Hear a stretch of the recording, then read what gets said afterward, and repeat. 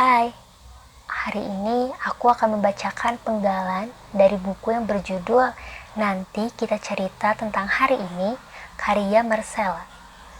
Dengerin ya. Nanti kita cerita tentang hari ini. 2016. Nenekmu pernah bercerita. Beliau bimbang saat menanti kelahiran ibu di bumi. Pilihan nama mana yang paling sesuai dengan anak perempuannya nanti? Ada beberapa pilihan katanya, antara Claudie, Nuvola, Nubella, Skysi, atau Awan.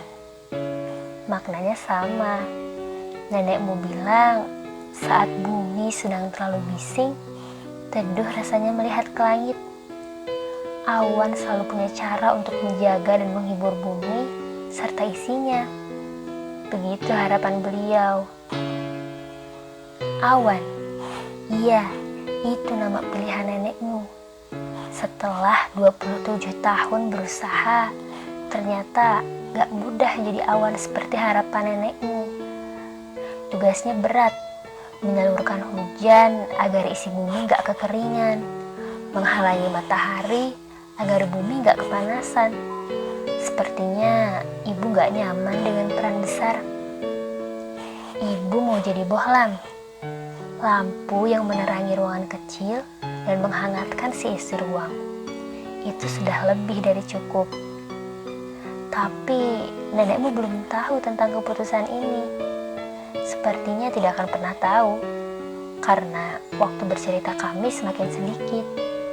Dan cara pandang kami pun mulai makin berlawanan. Ibu takut berdebat terlalu panjang, takut sekali menyakiti hatinya. Sejak malam itu, ibu bertekad akan mengirim surat untuk masa depan. Tentang memori, gagal, tumbuh, patah, bangun, hilang, menunggu, bertahan, berubah, dan semua ketakutan manusia pada umumnya. 2016. Ibu takut lupa rasanya muda. Ibu tulis pesan ini untuk kita. Pagi sering terlalu cepat bertamu. Rasanya kita pun belum siap bertemu. Tapi banyak hal baik yang harus dijemput pagi ini. Jalan yang jauh, jangan lupa pulang. Jadi manfaat untuk sekitar, kalau belum mampu, jangan jadi beban. Silakan berekspektasi setinggi dan serendah apapun. Itu pilihanmu. Tapi penuhi sendiri. Saat ekspektasi ditaruh ke raga lain, kecewa sering jadi teman.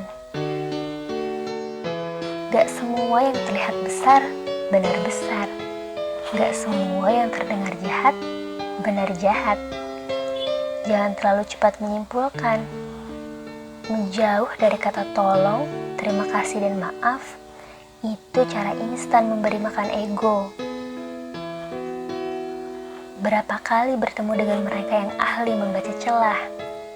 Coba perhatikan, sulit dia bercerita tentang kurangnya. Mereka sempurna, menurut pandangnya. Katanya, hidup gak sebercanda itu. Coba tanya mereka, apa marah bisa buat masalah lari darinya? Rasa takut sering menang dalam diri ibu. Sampai tiba hari pertama untuk melakukan hal baru, gugup selalu jadi teman. Teringat pesan dari kakak perempuan, selalu ada yang pertama kali dalam banyak hal. Ibu rasa presiden pun gugup saat hari pertama beliau bekerja. Kita buat yang lebih besar dari ekspektasi, ragu, dan semua ketakutanmu. Banyak mimpi yang digantung hingga pagi ini. Ada yang gagal, hilang, bahkan terlupakan. Kalau semua mimpi terwujud dalam satu waktu, mungkin pagi ini selimut dan bantal masih mengikat erat hingga malam tiba. Di bumi banyak orang baik, tapi kita masih perlu lebih banyak lagi. Kakekmu sering berpesan, kalau bekerja jangan setengah-setengah. Benar, beliau jarang salah. Semua yang sepenuh hati pasti sampai ke hati lain. Nyaman itu jebakan. Kadang sabar dijadikan alasan penunda takut bagi kita yang terlalu rumit berpikir. Mungkin menunggu bukan pilihan terakhir. Kalau nanti ambisi jadi nomor satu, semoga bukan karena nyaman lihat yang lain dari atas, tapi karena mau ajak yang lain ke atas. Gak masalah beberapa kali kalah, beberapa kali mengalah, sampai tiba satu waktu untuk bangun dan melawan. Setidaknya bertahan. Bertahan. Nanti bila kamu datang ke hidup orang lain, beritahu alasannya. Hingga nanti kamu harus berhenti, beritahu alasannya.